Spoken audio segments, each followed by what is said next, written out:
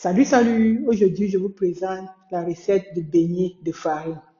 Ce sont des beignets à base de farine de blé, frits dans l'huile et très populaires dans la plupart des pays africains. Sans plus tarder, nous allons passer aux ingrédients. Nous aurons besoin d'1 kg de farine. Ici, j'utilise la farine de coco. Elle est un peu plus dense que la farine ordinaire, que la farine de blé ordinaire. Nous aurons besoin aussi de 300 g de sucre, 800 à 850 ml d'eau tiède, 2 sachets de levure et une cuillère à café de sel. Pour la levure, pour cette recette, j'utilise la levure déshydratée. Un sachet, c'est pour 500 g de farine, raison pour laquelle j'ai pris 2 sachets. Donc, nous allons passer à la prochaine étape, qui est le mélange de tous les ingrédients. Il y a un ingrédient important que j'ai oublié, c'est 1 litre d'huile, sorry, pour la friture. Dans une casserole, nous allons verser notre farine. Ensuite, nous allons faire un trou au milieu. Ok, après avoir bien fait le trou au milieu, nous ajoutons le sucre tout au-dessus de notre farine. Ensuite, le sel, les sachets de levure, le premier sachet dans le creux du milieu. Ensuite, le deuxième sachet aussi dans le creux du milieu. Mais il faut voir que 7 grammes, c'est pour 500 g de farine, raison pour laquelle j'ai pris 2 sachets. Après, maintenant, nous allons verser l'eau, essayer de faire ce geste pour dissoudre la levure. Donc, l'eau est tiède, donc je fais ce geste en tapotant un peu, en fouettant, si je peux dire, pour dissoudre la levure déjà, puisque c'est la levure déshydratée. Et ainsi, j'essaie de mélanger tous les ingrédients ensemble, en appuyant, comme vous voyez. Au fur et à mesure, j'ajoute de l'eau. Au fur et à mesure, j'ajoute de l'eau et j'essaie de mélanger les ingrédients pour obtenir à la fin une pâte homogène et lisse. Au début, comment je vais dire, c'est un geste lent. Au fur et à mesure que la pâte sera bien mélangée, ça sera un geste rapide et fort. Donc, il faut battre jusqu'à ce que vous suivez un bruit, toup, toup, toup, toup, toup, quelque chose comme ça. Je fouette au fur et à mesure jusqu'à la pâte devient homogène et lisse. Et je regarde la texture. La pâte ne doit pas être trop molle. Elle doit être un peu plus épaisse. Donc, c'est pour ça que je fais le geste pour voir si je peux déjà former des beignets. Pas plat quoi, mais rond. Puis à mesure que vous battez, la pâte devient élastique. C'est cette élasticité que nous avons besoin, quoi. Donc, il faut battre énergétiquement. Et plus vous battez, plus vous aurez des beignets bien souples, bien aérés.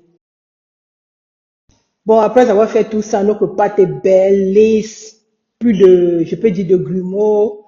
Donc maintenant, nous allons laisser la pâte reposer dans un endroit tiède pour minimum 1 heure de temps. Donc s'il fait froid, là où vous êtes, il suffit peut-être d'allumer votre four à 40 degrés, chaleur tournante, ou bien chaleur de voûte et sol, et vous posez votre récipient à l'intérieur. Après 1 heure et demie de repos, voilà notre pâte. Donc nous allons la dégazer. Donc battre pour enlever l'excédent d'air. Vous voyez les bulles qui se sont formées là. La pâte doit redescendre. C'est très important avant de passer à la friture.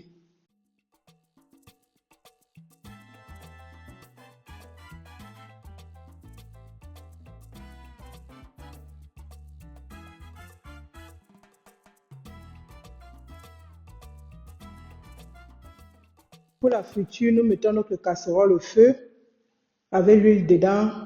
On fait le test de la spatule. Si les boules se forment autour de la spatule, comme on voit là, c'est que l'huile est chaude. On peut commencer à faire frire nos beignets. Je vais vous présenter 3 méthodes. Voici la première méthode. On prend une partie de pâte, une quantité de pâte dans la main et on essaie de couper comme je fais là. Les premiers ne sont pas bons parce que la main n'était pas bien mouillée. Donc, il faut bien mouiller ses mains et faire le geste. Avec les mains bien mouillées, les beignets descendent, glissent si je peux dire quoi, facilement. Regardez comme ici, comment ça glisse. Mes mains étaient bien mouillées.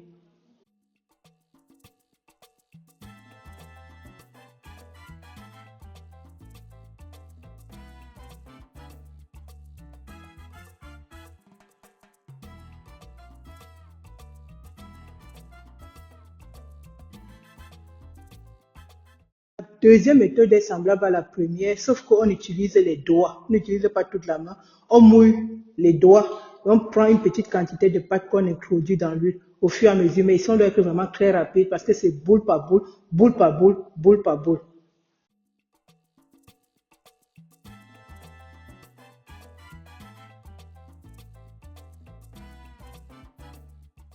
À chaque fois, on doit mouiller ses doigts. On mouille les doigts, on prend la pâte, on met dans l'huile. On mouille les doigts, on prend la pâte, on met dans l'huile. Ça doit être vraiment rapide. Donc, essayez aussi.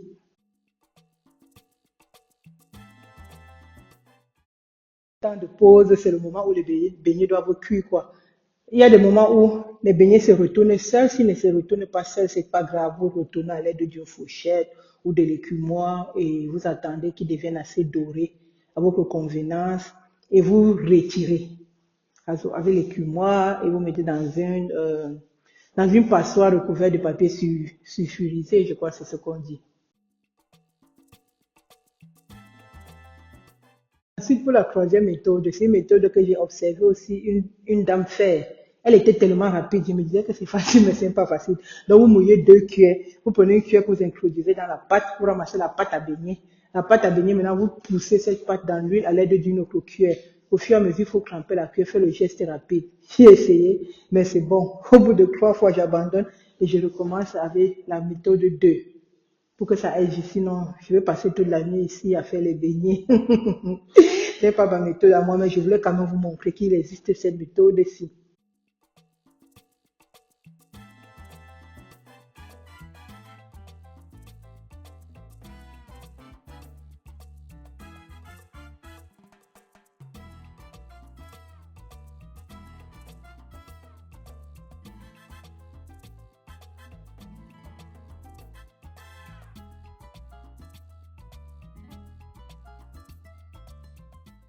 Les beignets sont prêts, on va les sortir et laisser égoutter dans une passoire.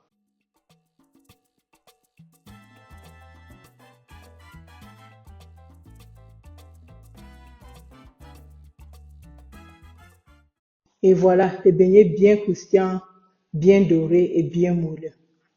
Respectez tous les étapes, vous aurez des beignets vraiment bien moelleux. Donc, voilà ce que je voulais partager avec vous aujourd'hui. Vous pouvez manger vos beignets nature ou alors saupoudrés de sucre, comme ici. Là, maintenant, c'est pour un goûter, par exemple. Ou alors, accompagné d'un ragoût de haricots rouges, comme ici. Mais là, maintenant, c'est un repas. C'est le côté salé. Vous avez un repas complet. Bien sûr qu'il faut ajouter une portion de légumes. La recette du ragoût de haricots rouges sera dans une prochaine vidéo. Bon appétit et à la prochaine. Si vous avez aimé, n'oubliez pas de liker, de partager, de vous abonner. Bye bye.